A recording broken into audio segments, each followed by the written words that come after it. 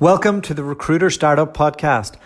My name's Dulta Doherty, and in this podcast series, I will be interviewing investors, advisors, entrepreneurs, and recruiters who are based all over the world. Today, I'm going to be interviewing Ed Heffernan. He is the co-founder and managing partner of Barden, an accountancy and finance specialist recruitment firm based in Dublin and Cork. He's been in the industry for over 18 years. He had a brief stint in Tokyo, so we jumped into his experiences on that. He's worked for Markham McKinley for over 10 years, and he set up Barden along with his co-founder 4.5 years ago, and they've gone from strength to strength. I've never worked with Barden, but I've been aware of them in the marketplace, and some of the things I wanted to figure out from Ed was, how did he manage to create a brand and position it that is somewhere in between an executive search firm and your standard contingency firm? So, and what I mean by that is, when I think of them and their brand and where they sit, it seems to be just a little bit above a lot of the other contingency recruitment firms in the marketplace. And as a result, he's been able to attract the biggest billers from other firms to come and join him. So I wanted to figure out, firstly, how did he manage to position themselves in that way? What is it about them that make recruiters want to come and join? And, why did he decide to go down that direction as opposed to the traditional model where we hire a ton of grads, hope a few of them survive, and keep rinsing and repeating that model until they get better and they eventually get good at recruitment? He's gone the opposite way. So wanted to kind of go into that, into their journey, into his own journey. And we had a great chat. He's a great guy, great company. He's real passionate about the industry. So it was really good to jump into all of that. But that's enough of me. Over to Ed.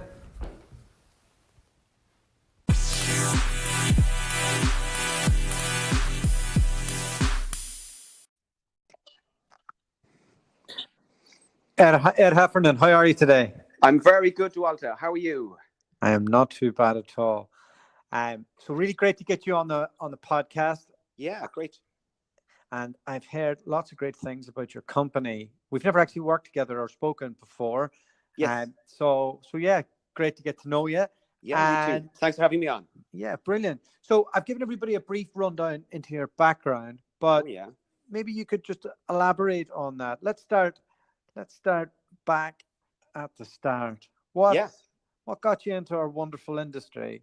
Yeah, so yes, like many people back in the day, I guess, I did my school thing, did my college thing, which was in science. So I spent my 4 years in college dissecting cadavers, which taught me one thing, and that was that I didn't want to spend the rest of my life dissecting cadavers, right?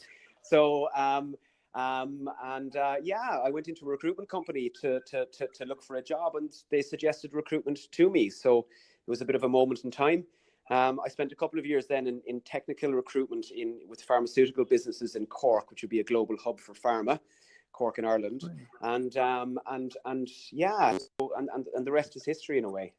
So you got it. So you got into it basically fresh from university. Correct. Okay, great. And I take it your Cork accent has softened over the years, has it? It has. I spent a few years overseas, and I needed to soften it so that people could understand me. So yeah, but I'm back in Cork a little bit now, so it's creeping back in. So after you did a little bit of executive search recruitment, or in the pharmaceutical space, was your next move to Dublin, or was that in Cork? And this was with Markham McKinley, right? Yeah. So my early years were with a small, well-known Cork firm called O'Malley and Associates, founded by a guy called Jerry O'Malley, who would have been one of the legends of recruitment in Ireland back in the 70s and 80s. I guess I spent 2.5 years there, and I did what many people do in recruitment after maybe 2.5 years is think to myself, perhaps faraway hills are painted a little bit greener. Okay. And I decided I'd go into HR, right? And I did my HR qualification by night. And somebody I worked with in O'Malley and Associates said to me, Ed, before you get out of recruitment, because you're not terrible at it, right? Check out this company called Premier, because I think what they're doing is something really interesting. So I did, and I met an individual called Pat Fitzgerald. Pat would have started Premier back in the late 80s, and he would have built a very successful financial recruitment business, and actually a number of different brands specializing in different areas. And I thought, wait a second, these guys feel a little bit different. So I said I'd give it a go. And it moved me from pharmaceutical into financial recruitment in Cork. And yeah, I spent What was the core differences? Between them, I guess, the financial recruitment market is significantly larger. Okay. Every business needs an accountant or a finance person of some sort. Not every business needs a QC chemist. Okay. So there's that. I guess also the finance community would be a little bit kind of closer together. Yeah. So John knows Jimmy, who knows Mary, which means that if you do good by people, your name can kind of go around the houses a little bit faster. Okay? Yeah. So they were the main things for me back then. So I started recruiting par-qualified accountants in Cork, and I ended up heading up a team in Tokyo for Pat. Walk me through that there transition. You know, like, how did somebody end up in Tokyo? How did he propose that? What was that process like? So I guess I spent about 3.5 years. What's the phrase? It's one of my favorite phrases. I think I copied it from James Osborne, which is, I guess I maybe earned the right a little bit. Actually recruiting on the desk in Cork over 3.5 years. And I said to the guys, look, I'm going to go traveling for a year. I met my wonderful wife, Caroline, my girlfriend then in the business. And we went overseas. And strangely, when we were overseas in Australia, and Pat actually made a decision to acquire a company called Morgan McKinley. Okay, so it was actually an Irish recruiter acquired Morgan McKinley. And as part of that acquisition, they had obviously a footprint in Asia. So like all good Irish companies, they love to have an Irish set of eyes on the ground out there. Yeah. Right. So myself and Caroline were in the outback somewhere. And we got a call saying, look, you're out that neck of the woods. What year was this in? This was in 2008, early 2009. Sorry, mid 2008. Okay, so GFC time. Sorry? Global financial crisis. I just went into Aussie vernacular there. Correct. It was about, I'd say about 3 or 4 months before Lehman's that we got the call from Pat. Right. Yeah. Okay. Yeah. So that was interesting timing. So got the call. He said, look, there's Hong Kong or Tokyo. What we did, what every good respecting, everyone does, which is we Googled it, because I wasn't sure what the difference was between the two at the time. Yeah. And Tokyo looked a little bit more exotic. So he said, look, Pat, we'll go to Tokyo. Okay. And we were there within 6 months on the ground. And I do a little bit of recruitment over there. Yeah. Now, the market is still relatively untouched. Why is it so hard for expat companies to crack that market? What's so unique about it? Because even today, I think it's like the third largest staffing market in the world, but there's only a handful of the big boys there, and Morgan still haven't really scaled. Yeah. If I'd figured out the answer to that over there, I'd be a rich man, right? But I can only give you some kind of, I guess, qualitative response to that. That's all we have time for. Yeah. So I guess, look, there's a lot of people in Japan that speak Japanese, right? There's about 125 million of them. There's very few of them that speak English. Okay. And it is quite a domestic market. Right. Okay. So the majority of recruitment companies, foreign recruitment companies over there, tend to deal with heads of function who are US expats looking to hire people into their team locally, and tend not to penetrate the enormous domestic market there. Okay. So that's why, even your big boys might only have teams of 15 or 20, 25 people over there. Whereas we look at Recruit, okay, obviously you're a significant global player now. I remember walking past a building of theirs back in Tokyo. It was about 40 stories high, and it had a huge banner unfurled down the side, which was some famous Japanese actors saying, "I trust my career to recruit, so should you." Right. Wow. So when you're competing with that type of a force within that market, I think the only guys who really did it, I think it was Robert Walters, are the guys who are probably the most significant foreign players there. And at the time, their biggest spinners globally were based in Tokyo. They still are, yeah. Yeah. So you can make a good living over there, but it's tricky. It's like recruiting on the moon culturally. Yeah, that's interesting. So, and I suppose a lot of our listeners are UK based, so they're not going to really know what Cork's like. But sure, Cork's a bit of a country town, right?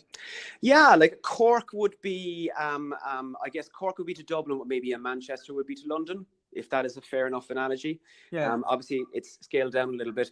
Like Cork is a population of about 500,000 people, probably a little bit more, but it kind of bats above its weight in terms of the ability to attract, I guess, international finance hubs in particular.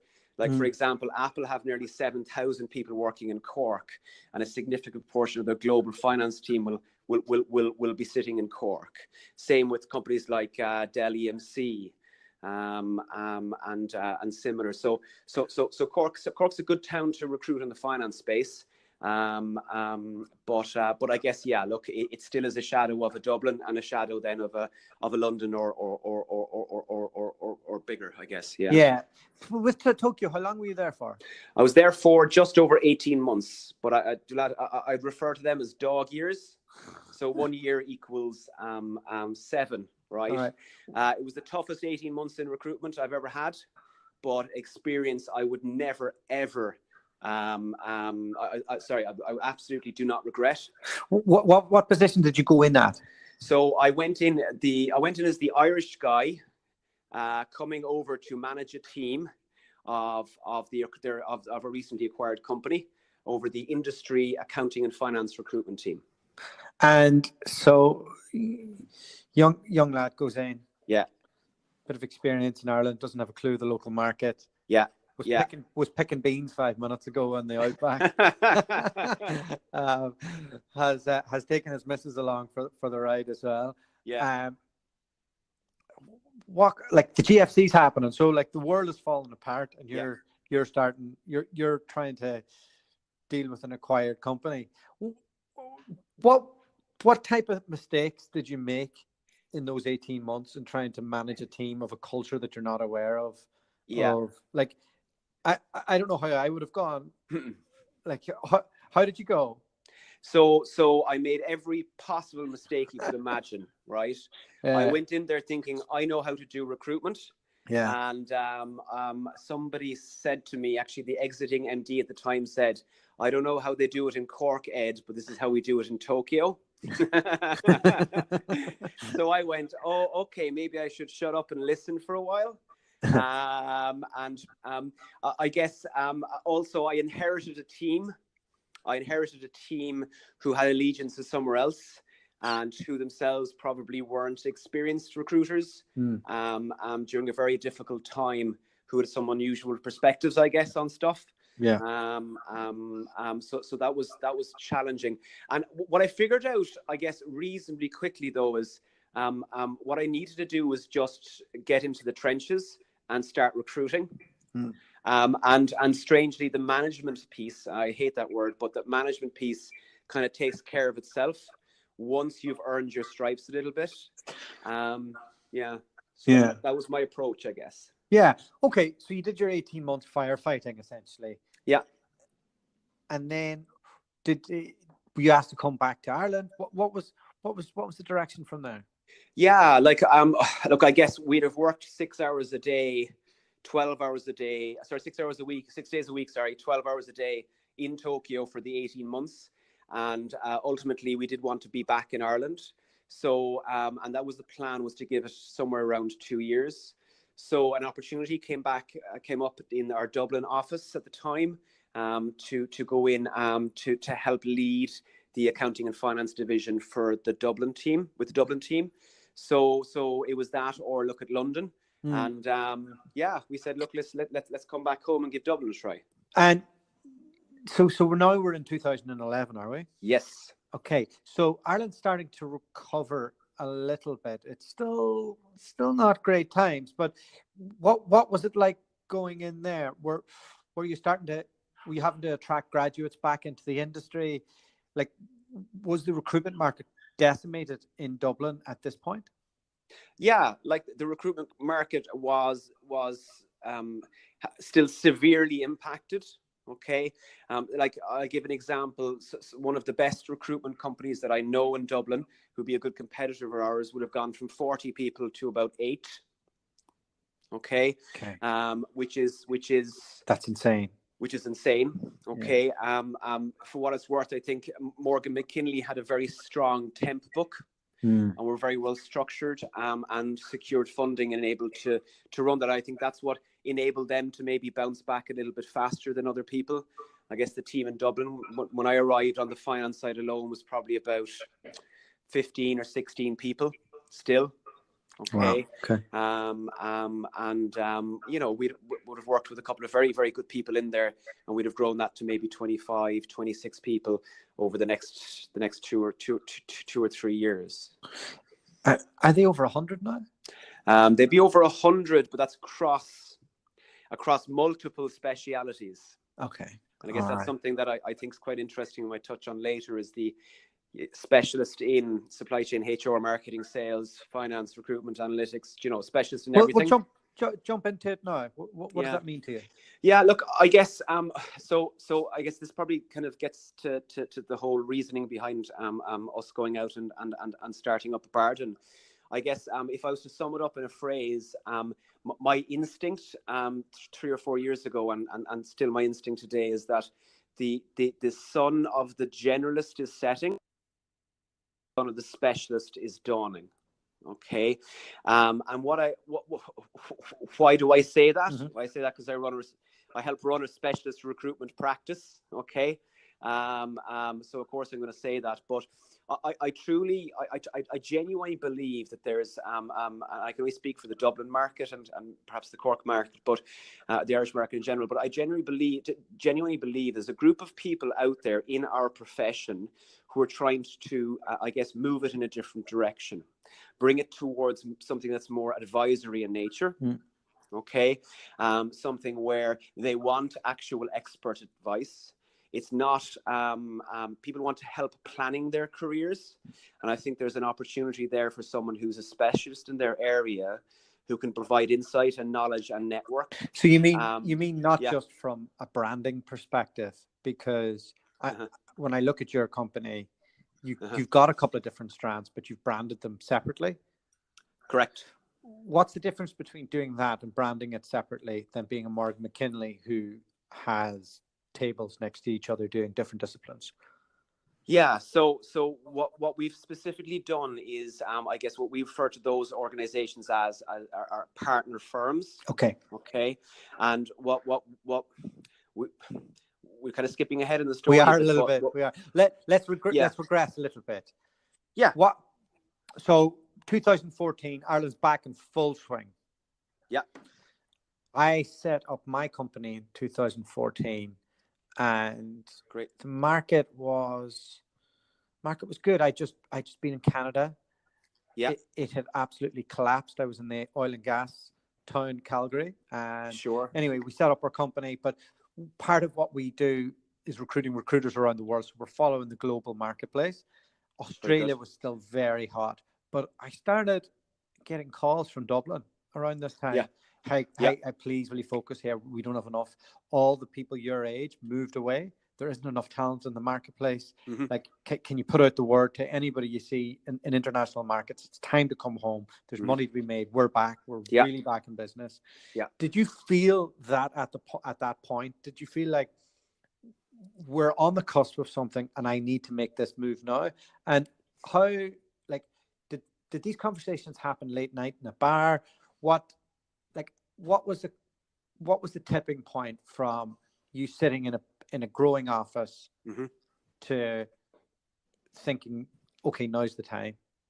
Yeah, I'd love to say that it was market insight driven, but it probably wasn't primarily that. I guess just to tackle that one. Look, I always had some type of ambition in terms of maybe my own business. And as a young buck graduate, popping out of college, I met a wise man, and that wise man said to me, Ed, I'll tell you what you do is you learn a profession, you make tons of mistakes on other people's money, you travel the world with them if you can. And then when you're about 35, and if when you've some of the naivety knocked off you and you still want to do it, then go open up a business in a profession that you understand and know, and you can then figure out how to actually run a business at the same time. Okay. So I was hitting 35 around the 2013 mark. You really listened to him then, didn't you? I did. Now I might be reverse engineering a little bit into his phraseology there, but and you know what? Like lots of people, I was hesitating. Okay, it's like the horse that runs to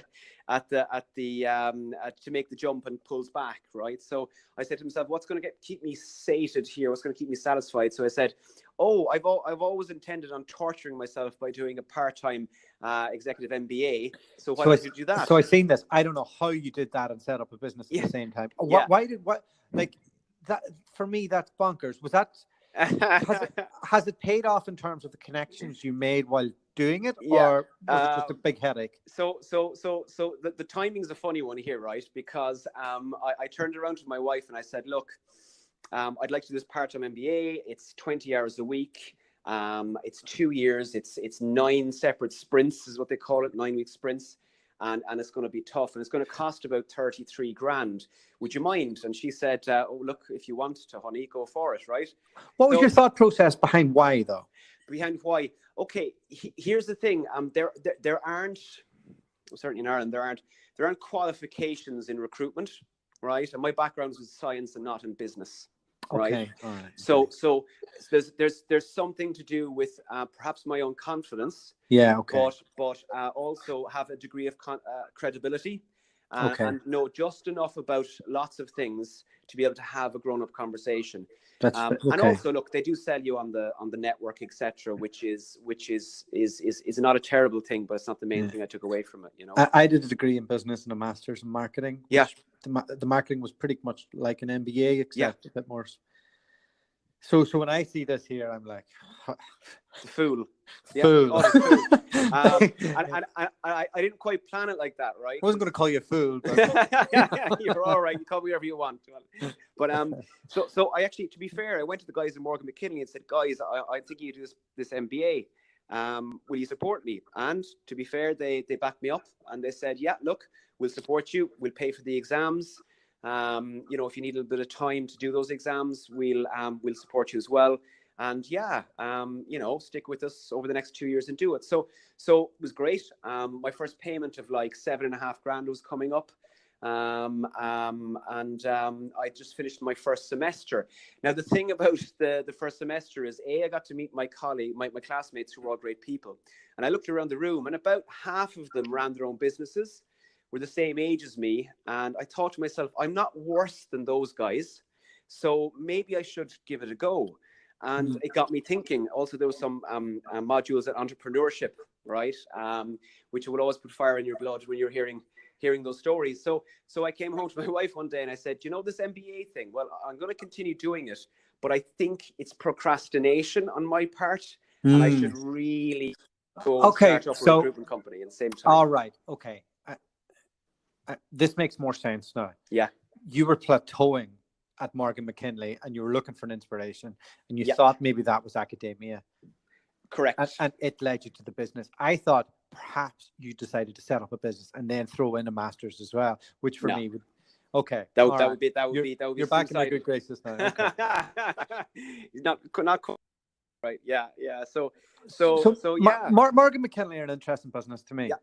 Yeah. Some of their top performers are excellent. Yeah. A lot of people do big numbers in there and they're not that good. Okay. And the machine takes care of them. Yeah. And because there's a lot of key accounts, there's a great database, there's a good system in place. Yeah. Were you confident setting up by yourself that from day one you could, navigate any restrictive covenants that you had? Yeah. and make money. What did your strategic plan look like? Okay. So I guess first and foremost, it was to be a specialist. Okay. And second of all, it was. Am I allowed to use bad language? As much as you'd like. Okay. So second was myself and Elaine Brady, that founded Bardon with me. We decided we actually gave a shit about human beings. So we tried to open up a recruitment company. No, we said we call it a recruitment practice because what we do is a professional service, just like an accounting practice or legal practice, except you can't learn what we do in a book, right?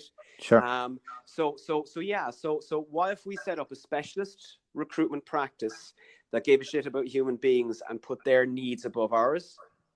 And we went out there with an actual mission to meet people, give them good, solid advice, expect nothing in return, and see how we get on with that. Okay. And I mentioned to you before we started, I really like the brand that you've created. Oh, lovely. Thank you. And like, I think it like it exudes a wee bit of class. And, you know, I speak to people in the industry a lot, and I've only heard good things about it. Okay. And that's unique in Dublin because it's a market where people love to pull each other down. Sure. Because there's so much. So how did you decide on the name? How did you decide on how to position it? And was this part of did you make that part of your master's project? So it wasn't part of the master's project, but it was helpful having gone through the MBA in terms of the thinking. Right. So I guess to the name, first of all, because it's really hard to come up with a name. It's right? really You're hard. stuck with it forever. Yeah. So you can do in my book, you could do one of three things. You can name it after yourself. Yeah. Okay. Not sure. You can name it after a word that has a meaning and aspire to that meaning, like premier. Right. Yeah. Or you can name it after a word that has no meaning and aspire to give that word meaning. So we came up with Bardon. It's a culmination of two things. Bard, which is, you know, the old storytellers and poets in ancient England who speak of the accolades of the princes and kings. Bard. And then Den, which, you know, Fox's Den, safe place. So the concept is safe place to tell your story. Yeah, I like it. It's really good. Yeah. It's very hard to. Oh, I suppose the other thing that people do is they name it after locations as well. Sure. Like it's usually a posh place in England. Sure. But you can't do that being in Dublin. So yeah, you can't really. And the double barrel name thing had been probably overdone. Yeah. So it was good decision making on your behalf. Yeah. When you set out to be a specialist. Yeah. Did you need to go get funding? Did you have restrictive covenances? Yeah. How did you navigate that? Okay. And what was your plan for the first 3 years? Okay, so or the first year. I suppose it's hard to plan 3 years when you're starting, isn't it? Yeah, for sure. And look back at the old spreadsheets and stuff and laugh, right? So it's important to have a plan, but it's highly unlikely that it'll work its way out in that way, So look, I guess myself and Elaine, I guess our relationship is key to this in that we are very different people, but we have the same moral compass. Okay. And we were in it for the same reasons. Okay. And we actually love what we do. And we think that, recruitment's a bit of a privilege. We get to help people decide what they're going to do on a Monday morning, which is a massive thing in people's lives, right? So we fundamentally believe that. So when we set up, we said, right, okay, for the next 18 months, we're not going to take any money out of this business. We're going to live off our savings. And we're going to try to build up, enough reserves to hire people, because we didn't start out looking to make it a lifestyle business, right? And I think coming from the likes of a Morgan McKinley, we had some idea of what it takes to scale a business and the structures and processes that come with that. Okay, so from day one, it wasn't going to be lifestyle. Okay. Yeah. We went out. We'd have left Morgan McKinley, and we deliberately would have stayed silent for a number of months, and waited until probably 5 months later before we actually. And we spent time I guess, just getting things right from a branding point of view. And getting ourselves set up, office systems, all that type of stuff. And you know what? We did something a bit unusual. We said to the market in Ireland, hey guys, we're starting up a recruitment company. It's going to be just for accounting and tax people and finance people. While we're planning this, could you give us your opinion and help us shape the business, a recruitment business that you'd like, rather than us deciding what you'd like? And we actually went out with a campaign, did a little video. We got about 2,500 responses. What were some of those messages? The classic stuff, right? It's like, I wish my recruiter actually cared about me. I wish they would call me back. The classic stuff that I guess sometimes erodes our profession. I think I can only see that changing, because we're almost in a point now. In my industry anyway, we're much more like a soccer agent in terms that we work for the candidate. Yes. And I can see that across many clients now, especially people who are tackling America. It's very candidate led. Yeah. It's bringing those candidates opportunities as opposed to being a slave to your client and working a job and trying to sometimes squeeze somebody into a position to fill it. But traditionally, I suppose the perception of recruiters is just trying to fill jobs and not caring about who they're doing it with. Yeah. And I think that, look, it's like, it depends on who you're dealing with. But yes, the general perception is that, unfortunately. And I think it is transaction driven. Okay. Rather than, I guess, what it really is, which is a human to human business. Someone said to me, a lady called Sharon O'Flaherty in LinkedIn said to me recently that she sees recruitment moving back to what it was in the 70s and 80s, which was you had two business cards in your wallet. One was your accountant, the other was your recruiter. And you actually picked the phone up to them when you were making big decisions. Yeah. Right. And I genuinely believe that it's moving from a transactional to more of a relationship based. And when it's more relationships based, you've got to know your stuff, because you got to be able to give good advice. And that's why being an actual expert, rather than a job filler, I think will pay off in the medium term. Yeah, I think that sounds pretty logical. What stuff did you bring from Morgan McKinley? Mm-hmm. What did you leave behind? Yeah. Okay. So tough question, that, right? That's a tough question, right? Because I learned from who, I genuinely believe the best people in the industry, certainly in Ireland, not further afield. I learned from those guys, and I will owe a lot to them. Okay. Look, the business that Morgan McKinley was back in the day in Ireland, a company called Premier, right? That was a collegiate, almost family type environment. Mm-hmm. Where it was about the outcome, not about the input. Okay, I guess it was more qualitative than quantitative. Yeah. Okay, and that was a company that I know everybody loved to work in and would have fallen on their swords for. Okay, I guess what comes with scale is a slight denuding of that family feel. Right.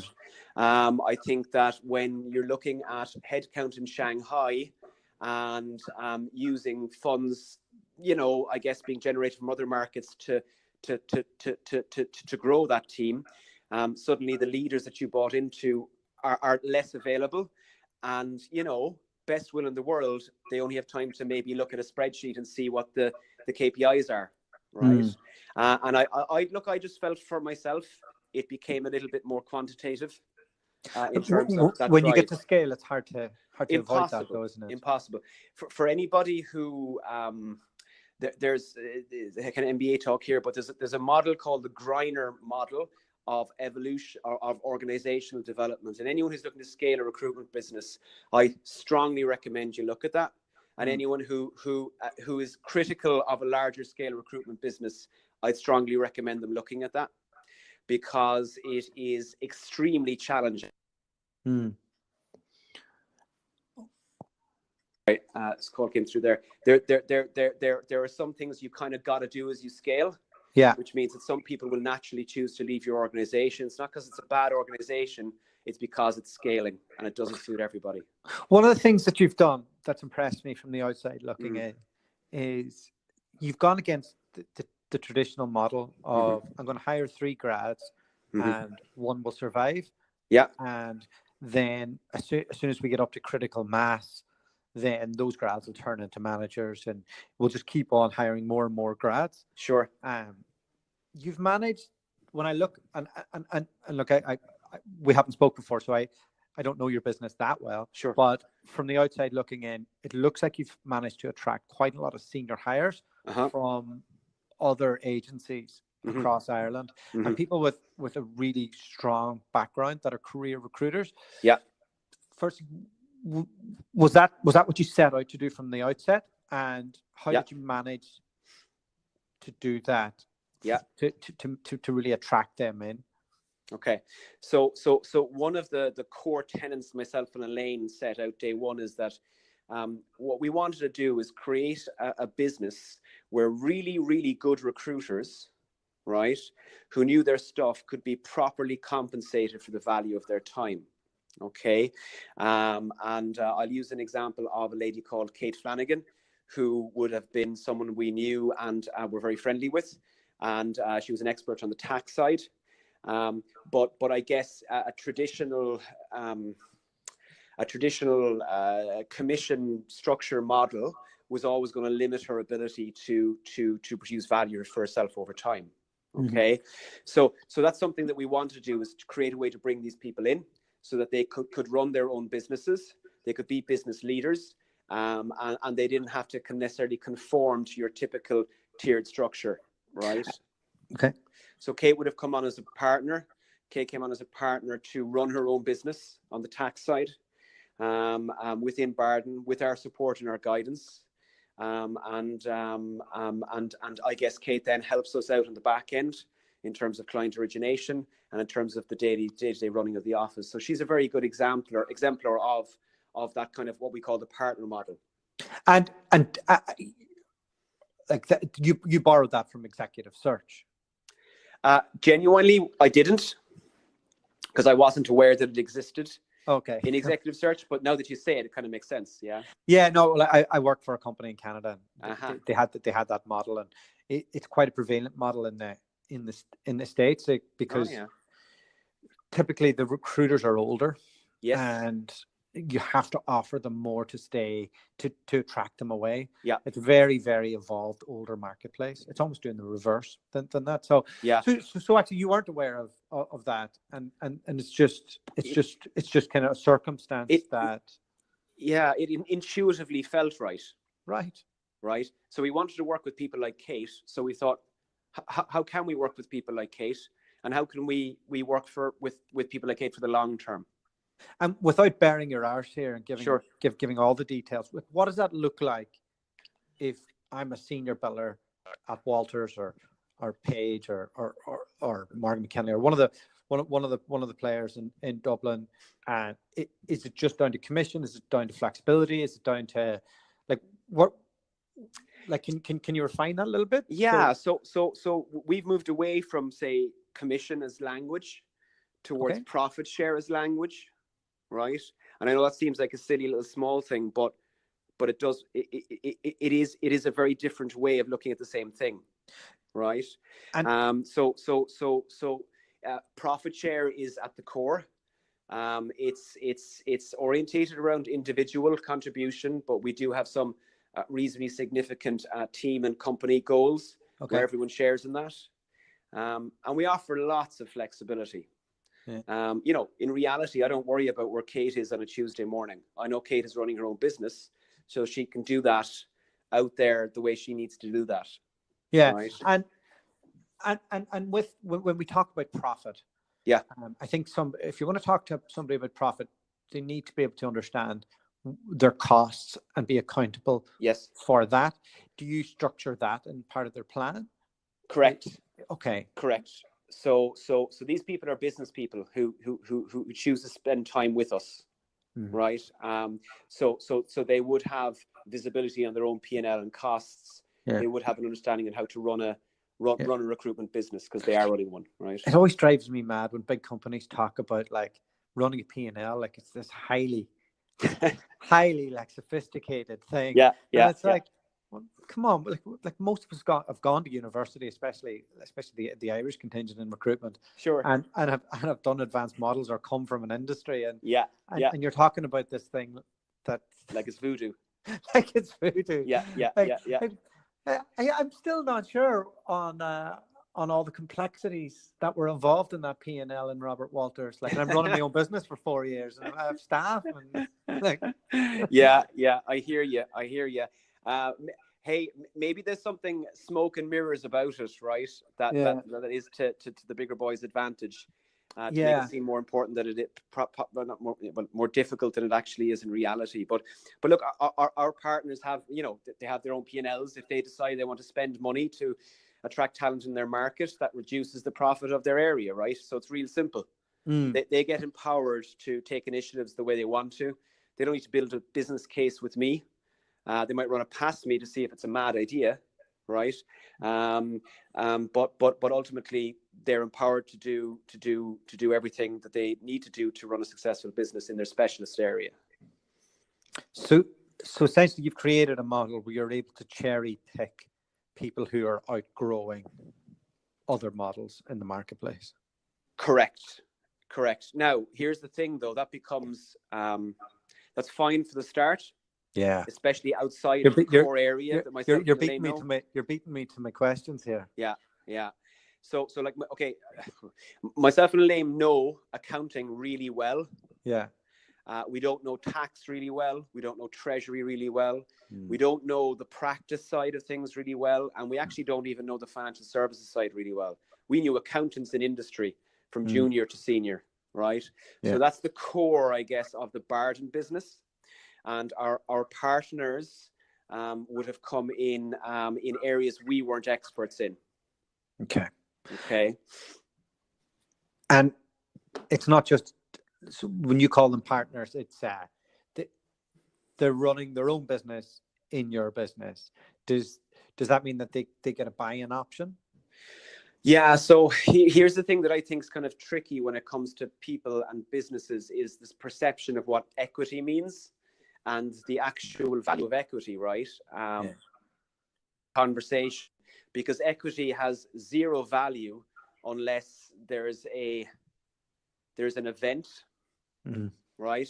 It effectively means close to nothing unless there's an event. What has real value is the actual profit that comes out of the business on an annual basis. Yeah, and I had lunch with my lawyer yesterday. Oh yeah, we were discussing it, and people can be offered equity, and you can change that the day before you IPO, or not IPO, but the day before you sell to somebody. Yeah. There's nothing to protect anybody really on the equity plan. There has to be that trust between the actual person. Correct. And that's what it comes down to, like that if that ever happens, we look after our people, because we know how we built this business and we know the people we built the business with. Right. But that's yeah, you can only do that with people that you're very close with and have a relationship with, right? And Ed, so you're at a point where you have a lot of senior hires, a lot of principal consultants. If you're to truly scale, you need to put the next layer down. Is that what's next, or are you quite happy to keep it in this mid-range executive area? Yeah, well, I'd probably clarify there that we probably have 6 or 7 partners and about 23 others. Sure. I guess 3 of those partners would be what we call, I guess, core, which would be myself, Elaine, and a guy called Jonathan Oldham that runs our Cork business and is spectacular. I guess, but working with myself, Elaine, and Johnny directly in our core area, we have a team of about 20 people. Okay, and the partners, I guess, orbit around those people in their specialist areas. So we'd have a very good specialist finance team, which would be a PAR, payroll, part qualified accountants. We'd have a very, very good recently qualified team, We'd have a very good mid to senior finance team, all working day to day in the trenches with myself and Elaine. Now, a lot of those guys would be qualified accountants, so they're trained through KPMG, Deloitte, etc., who wanted to use their qualifications in a different way, and to actually get behind the whole thing that myself and Elaine talk about every day, which is actually helping people out and giving a shit about human beings. Yeah. So there's an intrinsic, I guess, reward that, I hope every day the guys that choose to work with us get from their work. So it's not just about financial reward. It's about something else and feeling a bit more fulfilled. So we haven't been terrible at building that out in Dublin and Cork. But I guess just to kind of give the full completion of the story, we will not go out there and say we're experts in something we're not. And the big elephant in the room for us was financial services. We knew what accountants did in the banks and in the asset managers, but we didn't know what else went on in there because we didn't understand what they were doing, right? So we searched for a partner in Barden on the financial services side for a while, and we didn't come up with anybody in the local market. So earlier this year, we launched a joint venture with a UK recruitment firm called Bruin Financial. So Bruin know everything about financial services, but they know much less about accountants.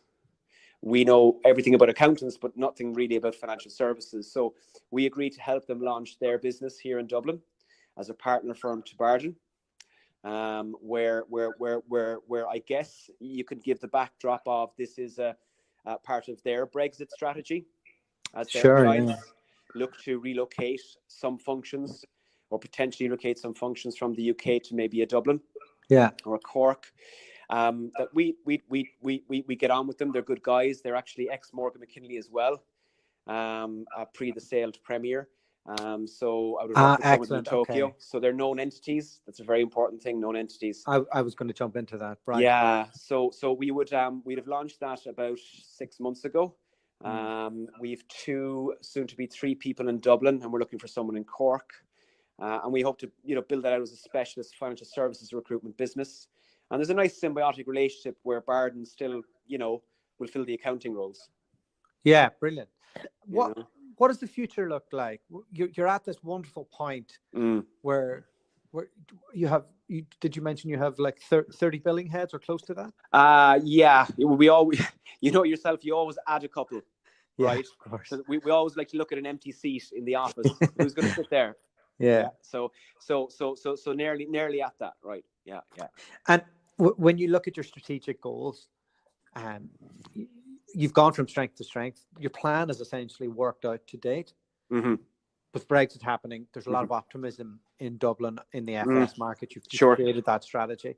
You've had a taste of the international market, but do you start looking at some of the stuff that's happening on Central Europe and work that, or do you just double down on the Dublin market and take it from there? There must be lots of ideas running around your head now that you have a repeatable solution that's working.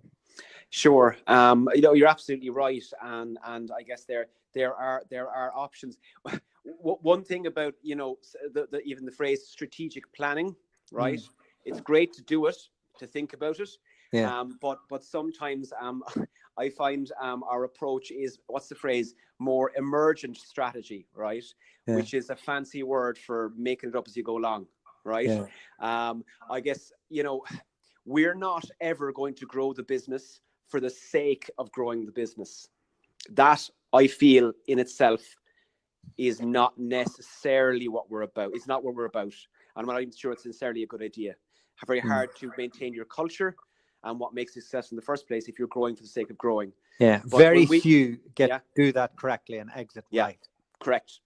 I think it's very, very difficult to do. So as we come across people who we feel are Barden people, share a similar moral compass, work ethic, I guess, degree of smarts, so that, when we come across what we call Barden people, we'll do our damnedest to figure out a way that we can work with them.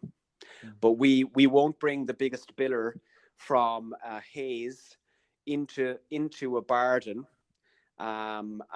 because he can make loads of money. We'd rather not hire that person and preserve what we have and the culture we have. So that's really important for us. Unless he's a really good person, right? Huh? Unless he's a really good person. If he's barding people, yeah. Not all people at Hayes are evil. No, absolutely.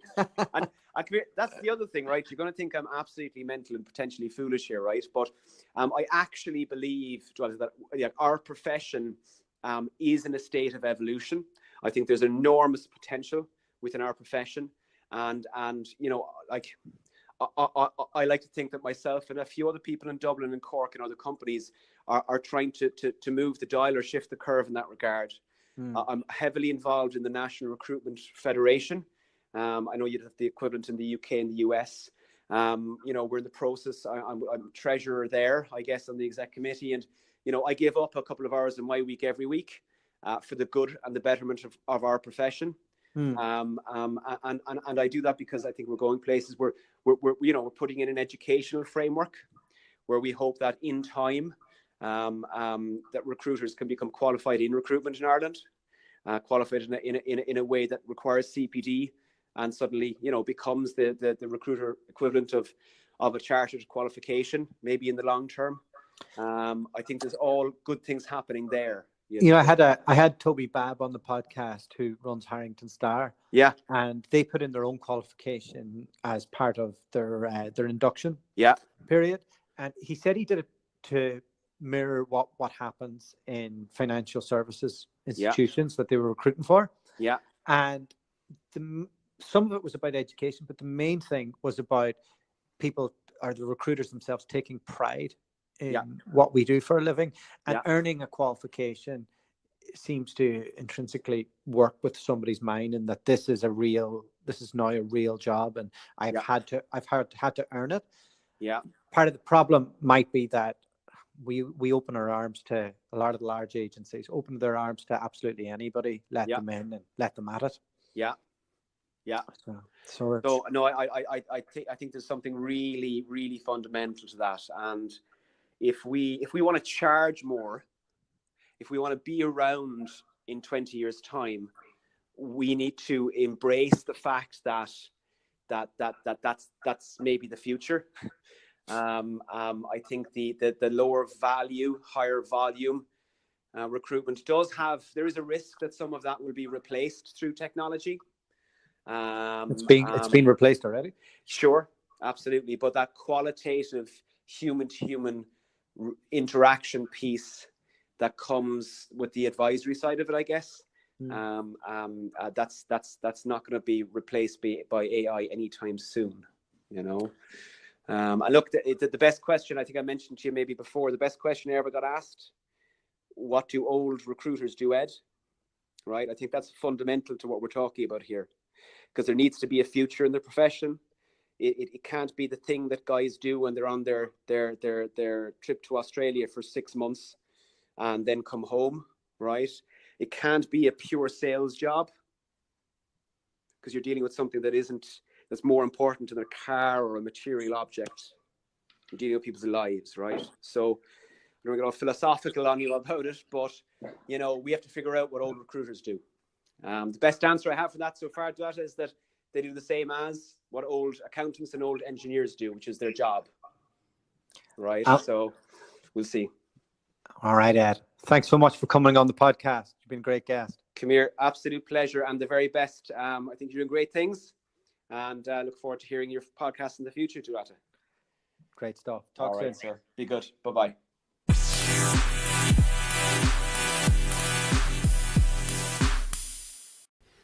A massive thank you to Ed for coming on the podcast. Really like his business model. I like the way he's positioned his brand, and I'm envious that he's created a model that the best recruiters in the marketplace want to come and work for him. And that's I've never worked with them. This isn't me promoting a client here. If you look at their people on LinkedIn, he's managed to cherry pick the best people in the marketplace to come and work for him by being a bit more creative with his offering. And I think it shows a lot of foresight. The market, the recruitment market, some of the things that kind of annoy me a little bit is we're obsessed with hiring people who are under 25 and, churning and burning them. And this isn't me having a go at millennials. We all need to start. I get that. It's more on the reverse. If you're over 35 and you've been in the recruitment game for a while, it's hard to find a culture that will suit you working for somebody else. And, executive search firms all over the world offer a home for people who've been in the industry for quite a while. But a lot of the large contingency agencies just don't offer enough flexibility to make that happen, or the environment is a bit too much geared towards young people, and that environment. Now, I didn't get into this in the podcast, but he's obviously seen a gap in the market, that there's people who have been in the industry, they've been billing loads of money, they probably want something a little bit more mature, and he's able to offer that. And as a result, he's got a class business. And I just don't understand why more people don't go down this road.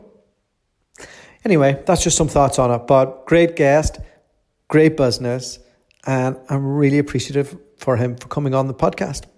Hope you're enjoying the podcast, and if you are, send it to another recruiter, please.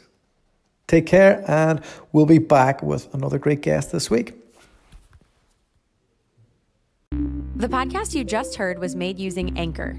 Ever thought about making your own podcast? Anchor makes it really easy for anyone to get started. It's a one-stop shop for recording, hosting, and distributing podcasts. Best of all, it's 100% free. Sign up now at anchor.fm/new. That's anchor.fm/new to get started.